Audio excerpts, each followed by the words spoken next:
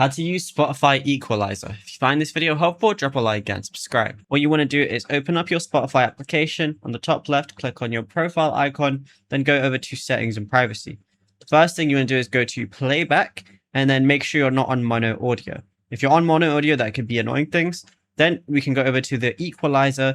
And then what I would basically do is enable the equalizer. Maybe your, the vocals are quite low or anything like that. Then what you can do is do a treble booster is what I would recommend. And what you could also do is maybe if you want to also turn on acoustic, you could go ahead and do that as well. And even if you're in a car maybe, or you have really good speakers, I'd recommend doing bass booster because that can sound really good as well. Now, what you could also do besides doing the equalizer is real quick, just go back, then go to media quality, and then you're going to see Wi-Fi streaming quality. Put it on lossless if you have premium, or high if you have, you don't have premium. And for cellular streaming quality, do the exact same thing too. And then that's it. You should be good to go.